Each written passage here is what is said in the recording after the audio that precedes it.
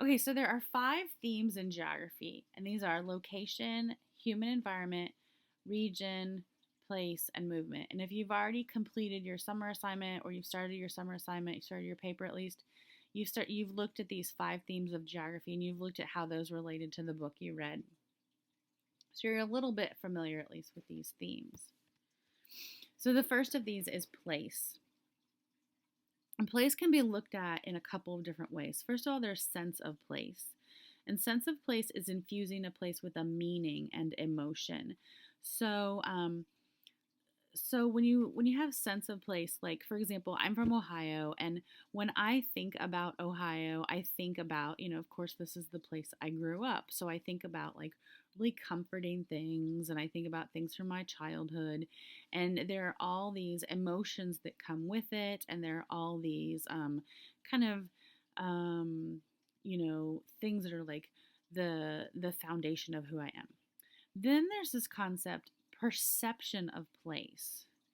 So, perception of place has to do with an idea of what a place is like based on books, movies, pictures, stories. So, maybe you've never, or frequently, perception of place is about somewhere you've never been, but you have an idea about that place.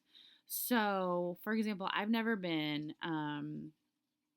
to Japan, but I have this perception that everyone is very polite and that it's very busy, and that there are lots of bright lights. Like it's kind of like a really, really polite New York City. So sense of place is all about like the emotion you have with a place, and then perception of place is all about um, what you think a place is like, even though you've never been there. So these geographers did this kind of survey of all these students to find out what their perceptions were of places in the United States. So they asked Pennsylvanian students where they would rather live, and all the Pennsylvania students, the majority of Pennsylvania students wanted to live in Pennsylvania, and then some of them were like, or California, Pennsylvania or California, of course. And then it kind of spread out a little bit to New England, New York area. And then you'll notice that they really, really did not want to live in like Alabama, Louisiana, Georgia. They were like, definitely want to do that. Don't want to do that. And then your book talks about how they didn't want to live in like, oh, something crazy happened. Okay, hold on. Let me go back. Back. Wow. That was like freaky. Okay, there we go. I think I got crazy with the little mouse pad here. Okay, so how they didn't want to live in the South or Appalachia, and they didn't want to live in Utah because apparently there's a perception of Utah. I don't know why they clarified Utah when all these other, I guess I said the Great Plains too. So they felt really discomforted by the Great Plains, Appalachia, and the South. So then we look at where Californians want to live. They want to definitely stay in California. They're happy about that. They might move a little bit up the coast. Gradually, some will move a little bit more. Some are willing to move to New York, maybe over into New England. But again, they don't want to live in the South. They don't want to live so much in the plains. And again, Utah. What is it about Utah? So I'm curious, as people in Kentucky, where do you want to live? Are you like these Pennsylvanians and Californians, or are we 90% or over want to stay where we're from?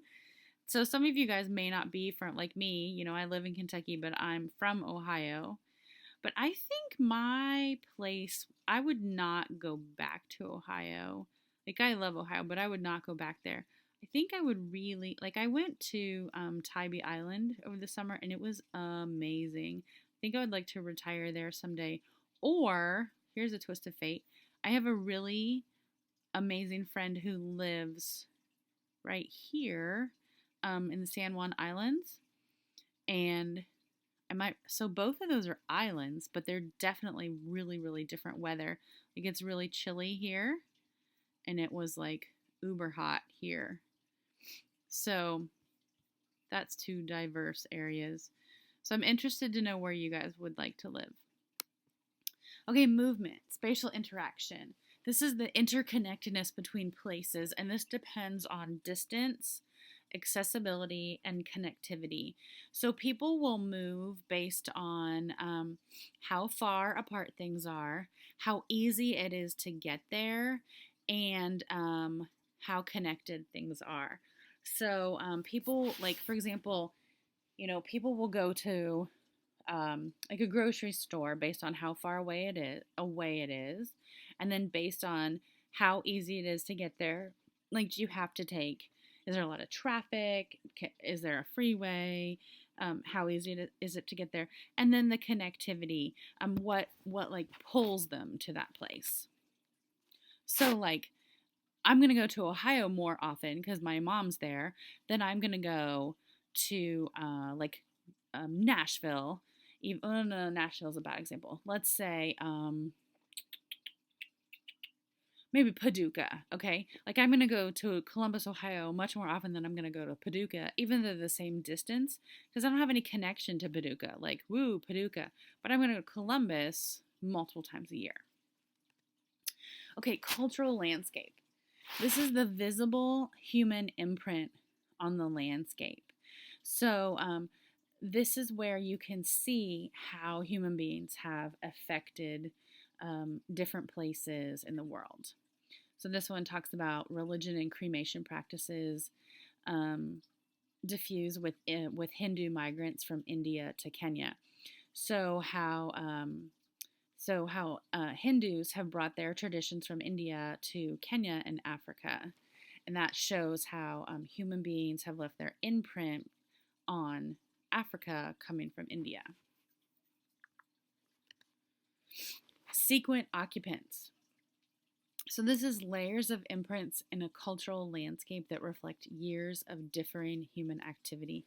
And the example that they show us in the book is all about this place, Dar es Salaam in Tanzania. And they talk about how this particular area in Tanzania is occupied by African, Arab, German, British, and Indian layers in this city. But think about other places that are similar. Like Kentucky has influences from Native Americans. We know the Shawnee used it as hunting ground. There are Irish fences. If you guys have seen like the rock walls, those were created by the Irish. Different masonry techniques are used, and you can actually, if you know masonry techniques, which who doesn't, you can actually find out what parts of Ireland the people were from who created different rock walls. Let's see, what are their influences? There are in Harrodsburg, there's what's called the Mud Meeting House, which was created by the Dutch in Harrodsburg. So there are all kinds of different occupants, but what this is talking about specifically is one area. So this is like one apartment complex or one neighborhood that has been occupied by multiple